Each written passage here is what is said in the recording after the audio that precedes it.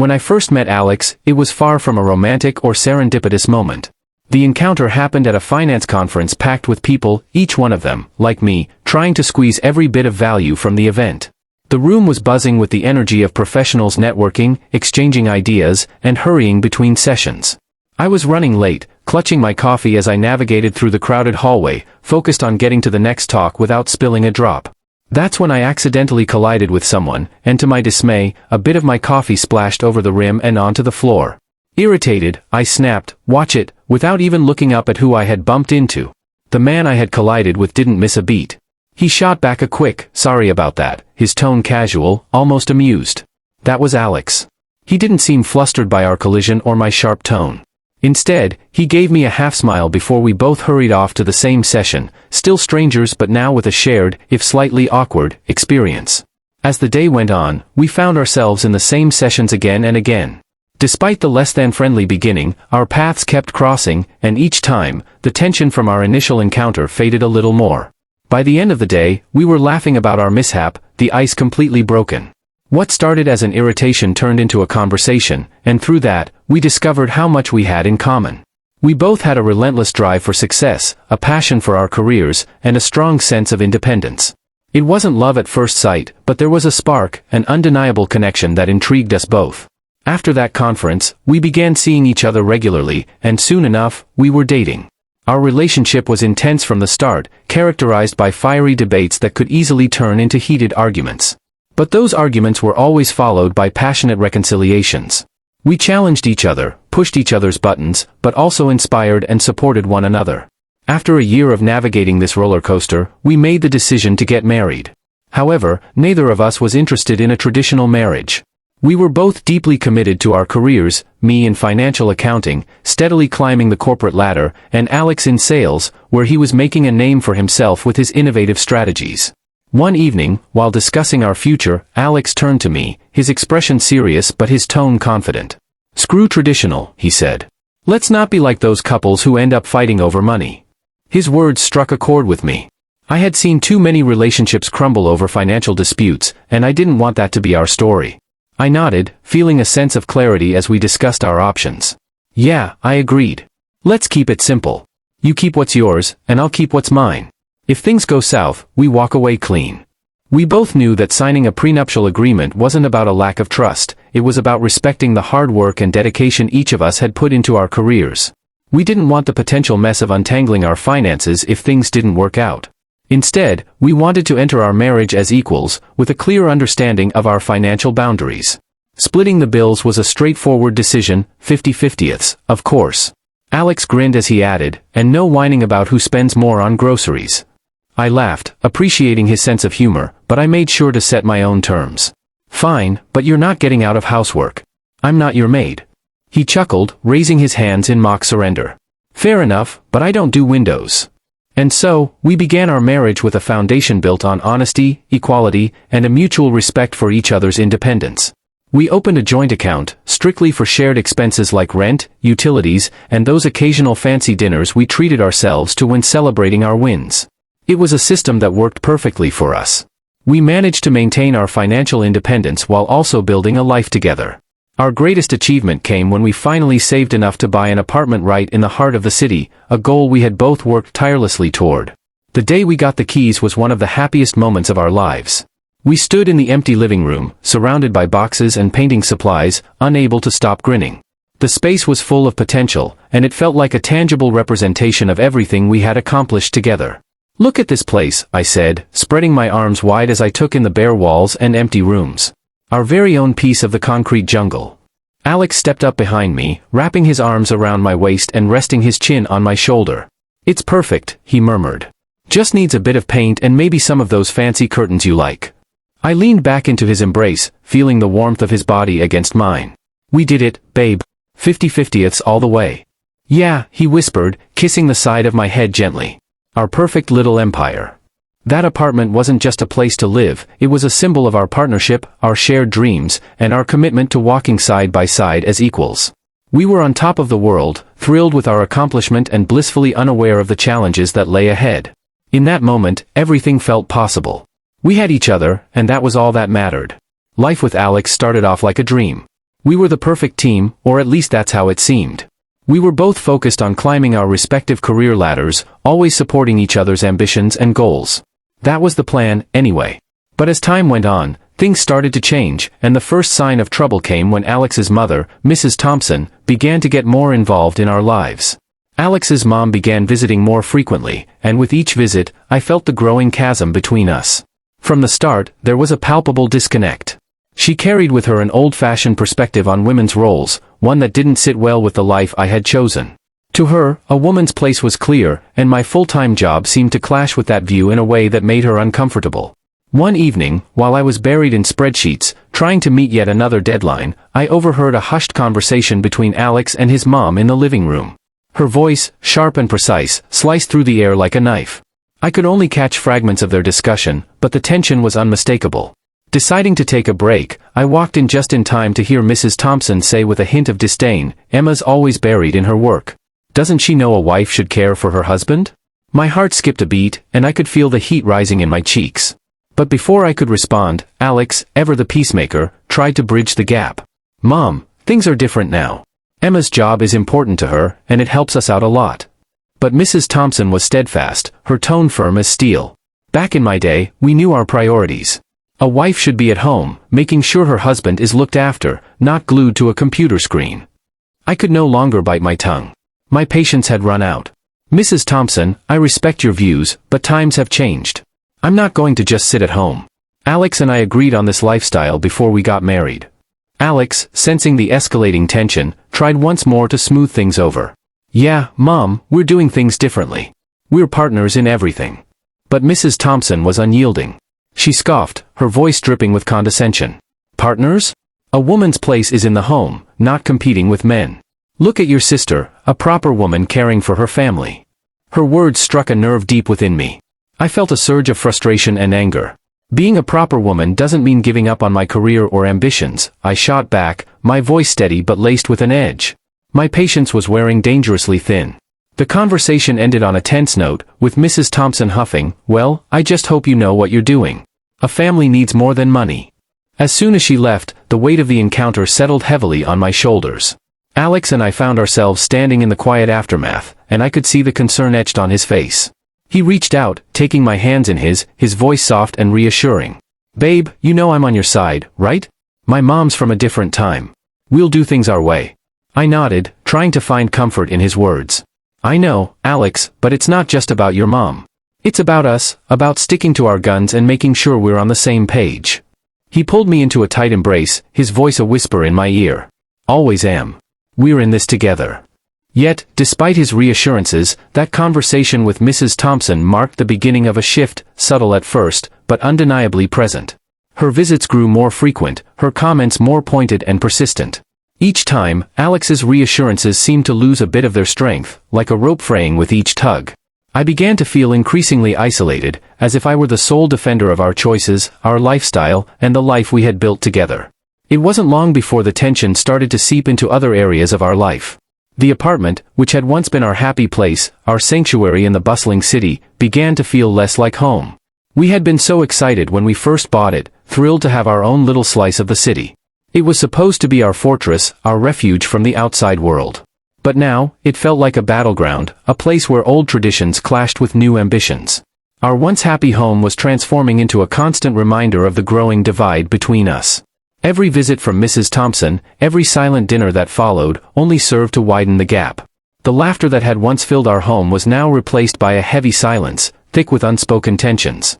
The plans we had made for the future seemed to hang in the air, overshadowed by the strain of external pressures and unmet expectations. Days turned into weeks, and a new, unsettling pattern began to emerge. I threw myself into my work with renewed vigor, juggling numbers and deadlines like a pro. It was all for the sake of our future, the future we had envisioned together. But Alex started coming home earlier than usual, his demeanor more subdued. At first, I chalked it up to a temporary phase, something that would pass. But as the days wore on, the pattern became ingrained, a new normal that I couldn't ignore. Our joint account, which had once been alive with regular contributions from both of us, began to feel the absence of his deposits. The weight of the situation pressed down on me, the reality of it all sinking in. After weeks of watching Alex's contributions taper off until they ceased altogether, I realized we had reached a breaking point. The tension between us had grown too large to ignore, an unspoken rift that filled the air with a heavy, uncomfortable silence. One evening, as we sat in the living room under the dim light of a single lamp, I decided it was time to confront the issue that had been gnawing at me. "Alex," I began, carefully choosing my words to keep my tone neutral, though my heart was pounding with anxiety. "We need to talk about the joint account." "What's going on?" He sighed, the sound escaping his lips with a weariness that seemed to settle over the room. His shoulders slumped as if the weight of the world was pressing down on them. "Babe," he started, his voice tinged with a mix of frustration and resignation, "sales have been in the dumps. I'm not making as much as before. It's just a really tough time at work." I felt a pang of concern for him, but it was quickly overshadowed by the growing unease I had been trying to ignore. Despite his struggles, I wasn't panicking. We had savings to fall back on, and my job was stable, providing us with a safety net. But this wasn't just about the money, it was about something deeper that had been brewing between us. "Okay," I said, trying to sound as understanding as I could. "I get that things are rough everywhere, but since you're home earlier now, maybe you could help out more around here?" I suggested, hoping he would see the logic in my request. I wasn't asking for much, just a little more effort in keeping our home running smoothly. Alex was sprawled on the sofa, his body seemingly melted into the cushions, with his phone held up in front of his face.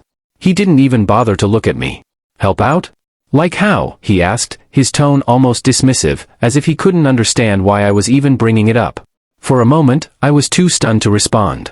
How could he not see what I was asking for? "You know," I finally said, trying to keep the frustration out of my voice, "household stuff, cooking, cleaning, just keeping things going. We're a team, right?" At last, he looked up from his phone, but instead of understanding or concern, his expression was one of disbelief and irritation. "Emma, come on," he said, his voice dripping with exasperation. "You know that stuff is your department. I've got enough on my plate." I felt my jaw drop, my mind struggling to process what he had just said. "My department?" I echoed, my voice rising with incredulity. "What century are you living in, Alex? I'm working just as hard as you are, if not harder. I thought we agreed to share responsibilities."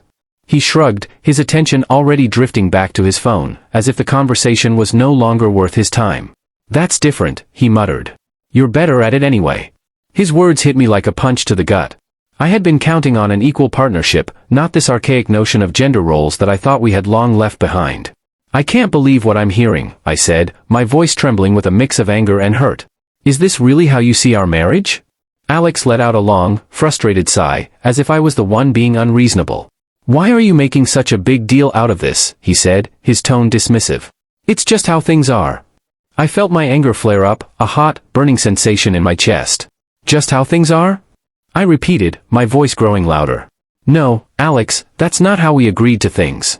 I'm out there busting my ass every day, same as you, or at least I thought so. And then I come home to a second shift because you've decided you're too good for women's work?" I couldn't keep the bitterness out of my voice. But Alex didn't respond. He kept his eyes glued to his phone, ignoring me as if I were invisible. The silence that followed was deafening, and it spoke volumes more than any words could. In that moment, I felt a deep sense of betrayal and loneliness wash over me. This wasn't the marriage I had signed up for. This wasn't the man I thought I had married.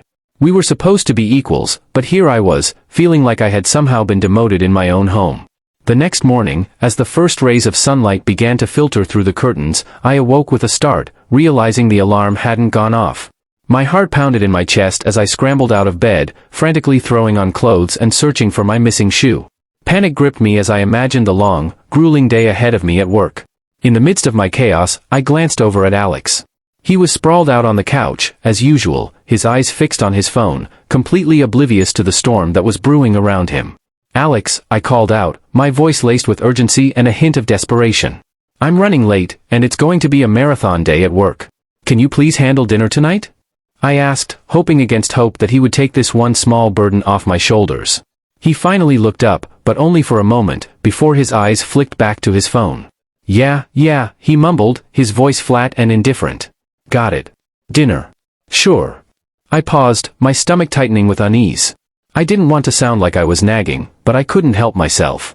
"You mean it, right? Because last time..." My voice trailed off as the memory of coming home to an empty table resurfaced, a painful reminder of a promise broken. Alex's expression darkened as he cut me off, his annoyance clear. I said yes, didn't I? He snapped. Go on, don't worry about it. His dismissive tone stung, but there was no time to argue. I forced a tight smile and nodded, though my heart felt heavy as I rushed out the door. The day at work was relentless, each task piling up faster than I could handle, leaving me exhausted and drained. The only thing that kept me going was the thought of coming home to a warm meal, anything that would break the monotony of my exhausting routine. But when I finally stepped through the door that evening, the apartment greeted me with an eerie silence. The kitchen was untouched, no pot simmering on the stove, no delicious smells wafting through the air. The table was as barren as it had been that morning, and a cold dread settled in the pit of my stomach. I glanced around, but there was no sign of Alex. My heart sank as I realized what had happened. With a trembling hand, I pulled out my phone and dialed his number. Each ring seemed to drag on forever, the dread in my chest growing heavier with every passing second. Finally, Alex's voice broke the silence. But it wasn't the voice I wanted to hear, it was slurred, distant, and completely detached. Yeah, he answered, sounding as if I had interrupted something far more important than me. Where are you? I asked, struggling to keep the frustration and disappointment out of my voice. I thought you were going to handle dinner. I trailed off, my voice barely more than a whisper as the reality of the situation began to sink in. Disappointment clawed at my chest as I heard him laugh, a sound that once warmed my heart, now felt like a sharp, deliberate jab. Nah, I decided to crash at my sister's tonight. You know, where they actually have a real dinner, unlike our place, he tossed out casually, not even realizing the weight of his words. Each syllable stung, a cruel reminder of how wide the gap between us had grown. My breath caught, and I could feel my throat tighten as I struggled to keep my voice steady. So, working late to support us means our home is less of a home? Is that it, Alex? My voice cracked, the pain I'd been bottling up spilling over despite my best efforts to contain it. Emma, it's not just about dinner, he retorted, his voice heavy with frustration and the unmistakable slur of alcohol. It's about feeling appreciated, you know? Like someone actually gives a damn that I'm around. His words were like daggers, each one thick with accusations that cut deeper than I could have anticipated. In that moment, the fractures in our marriage, the ones we'd both tried so hard to ignore, were laid bare. He hung up abruptly, leaving me standing there, the silence of the empty line deafening. But the quiet that followed was anything but peaceful. It was filled with the echoes of unspoken words, of love lost, of a bond that once felt unbreakable, now reduced to shattered pieces. I found myself in the middle of our kitchen, a space that had once been the heart of our home, where laughter echoed off the walls and meals were shared with warmth and love. Now, it felt hollow, a mere shell of what it used to be. Tears welled up in my eyes, blurring my vision, and before I knew it, they were streaming down my face, relentless and uncontrollable. I wasn't just mourning a missed dinner, I was grieving the loss of the love and partnership I thought we had, the life we were supposed to share. The tension between Alex and me had been simmering for weeks, a quiet storm brewing just beneath the surface. But recently, that storm had intensified, the pressure mounting until it was almost unbearable. And on that fateful day, it all came to a head. It had started like any other day, the weight of unresolved issues hanging heavy in the air.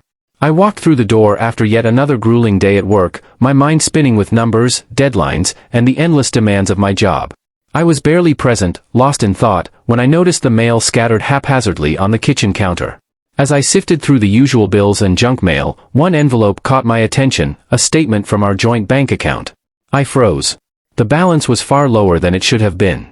A sense of dread curled in the pit of my stomach as I quickly rifled through the transactions, my heart pounding louder with each line I read.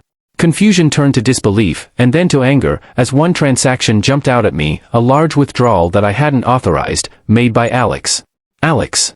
I called out, my voice sharper and louder than I had intended. Panic gripped me as I heard him emerge from the living room, his phone still in hand, a look of forced innocence on his face. "What's up?" he asked, trying to sound casual, but I could see the nervous flicker in his eyes. I slammed the bank statement down on the counter, pointing at the glaringly obvious transaction. "What is this? Why did you take out so much money without talking to me first?" He shrugged, a nonchalant gesture that only served to stoke the flames of my frustration. "Oh, that. I just had to cover some expenses. You know how it is." "Expenses?" I repeated, disbelief coating my words. "For what? And why didn't you discuss it with me?" He sighed, his earlier bravado slipping away. "Emma, I needed a new car. The old one's been acting up for months, and I found a great deal on a replacement." "A new car? With our savings?" My voice trembled with a mix of anger and hurt. "We're supposed to be saving for our future, Alex. not blowing it on impulsive decisions. He was losing patience, his tone turning defensive. Impulsive? Seriously, Emma? I think I deserve something for myself. It's not like I'm asking for much. Not asking for much? My voice broke with disbelief. You're making decisions with our money, our future, without even considering how I might feel. Where's the partnership in that, Alex? The room felt suffocating, charged with the tension that had been building between us for so long. Our voices rose, our words sharp and cutting, the argument spiraling out of control. It was as if all the frustrations, all the resentments we'd been holding back, were finally unleashed in that moment, leaving us both spent and raw. The distance between us felt insurmountable, the divide growing wider with each harsh word, with every accusation thrown back and forth. The air was thick with unspoken truths and bitter realizations. And just when I thought it couldn't get any worse, the phone rang, its shrill tone slicing through the thick silence like a knife.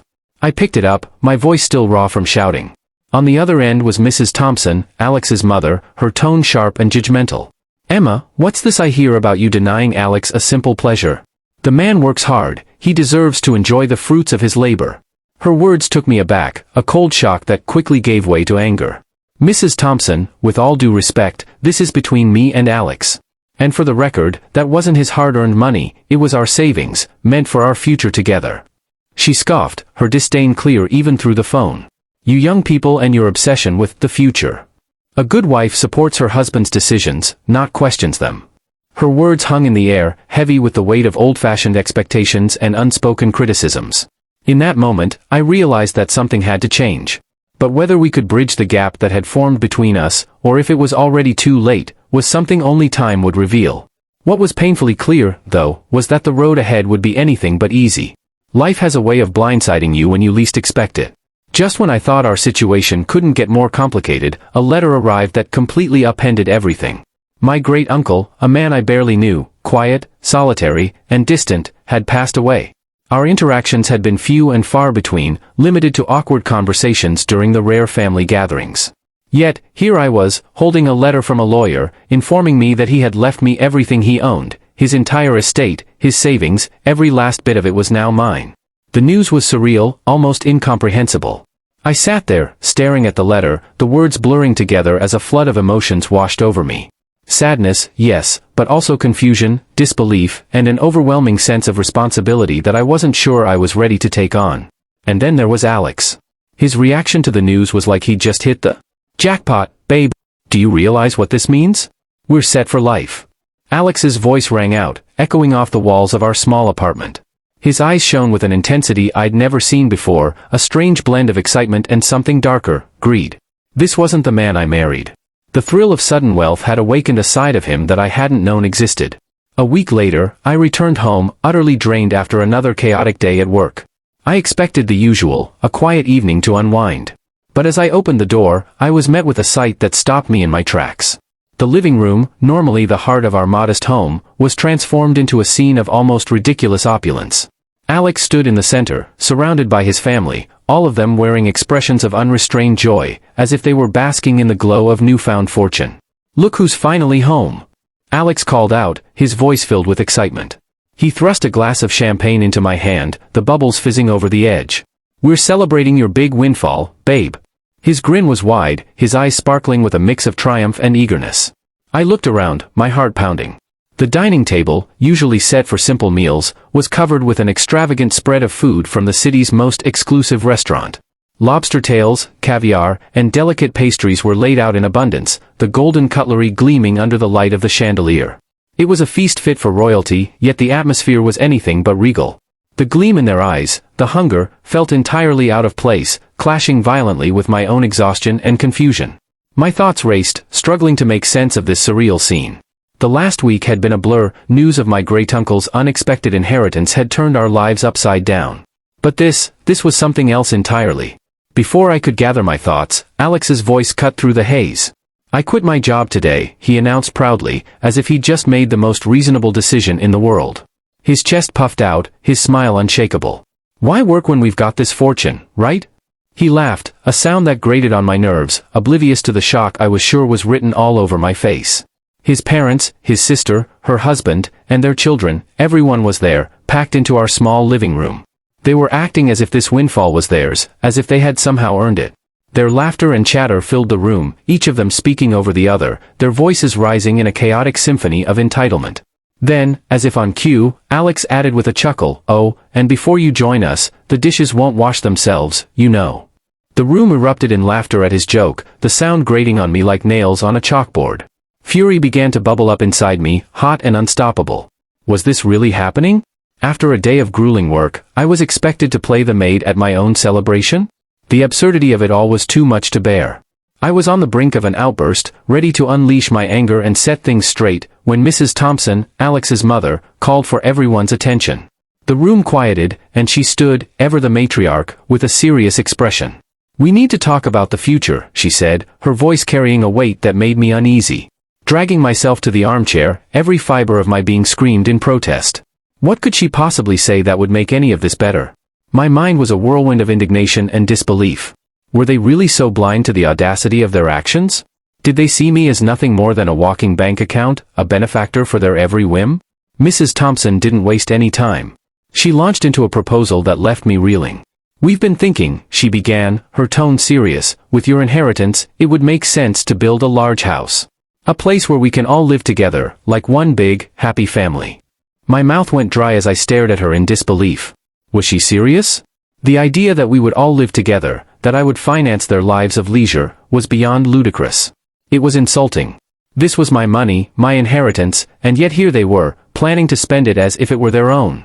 Alex, beaming as if he'd just revealed the secret to eternal happiness, chimed in, "Think about it, babe. We'd never have to worry about anything ever again." He spoke with such conviction, such blind confidence, that I almost laughed. Almost. The room buzzed with nods of agreement, murmurs of approval, as if they'd all been in on this plan long before I walked through the door.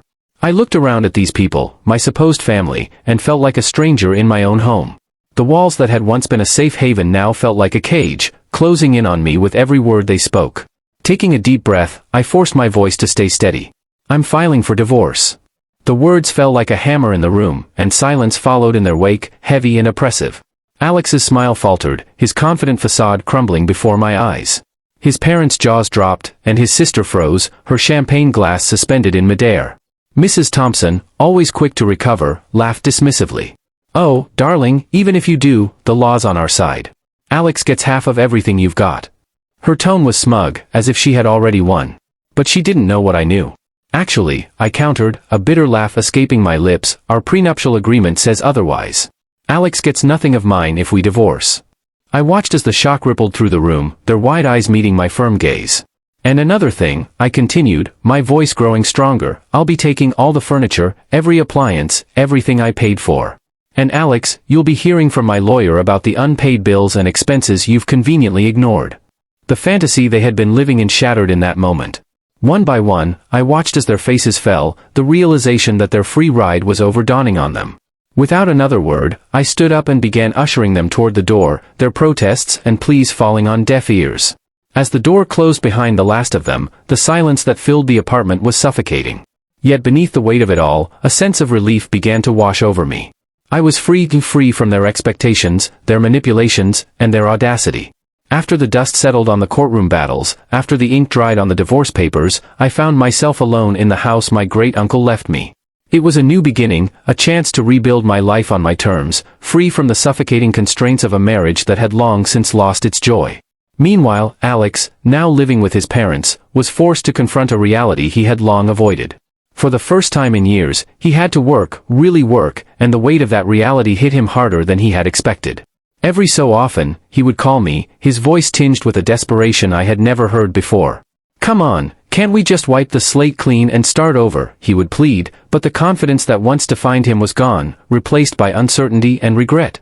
Even his mother, who had once been so sharp and dismissive, softened in her tone when she called. "Dear, wouldn't you reconsider? For the family's sake," she would coo, her voice almost sweet. But it was too late for that. The damage was done, and there was no going back. Each time they reached out, I couldn't help but laugh, a sound that carried the weight of my newfound freedom. "No, thank you," I would reply, my voice steady and sure. "I'm quite happy with where I am now." And I was. With the chains of a loveless marriage behind me, I found joy in the simple things. I traveled to places I had only dreamed of, soaking in the beauty of the world, relishing the freedom that came with being on my own. I threw myself into charity work, finding fulfillment in helping those in need, both people and animals alike. The gratitude in their eyes, the genuine smiles, and wagging tails brought a sense of purpose back into my life, reminding me that there was so much good I could do, so much love I could give, without expecting anything in return. The liberation from my old life, from the expectations and demands of others, allowed me to rediscover who I was. I was no longer defined by my relationship with Alex or his family. I was my own person, complete and content in my independence. The house my great-uncle left me became more than just a place to live, it was a sanctuary, a space where I could grow, heal, and thrive. It was here, among the memories of a man who had quietly supported me from afar, that I built a life filled with passion, purpose, and peace. As I look back on the journey that brought me here, from the turmoil and strife to the calm and contentment, I'm reminded of the resilience of the human spirit.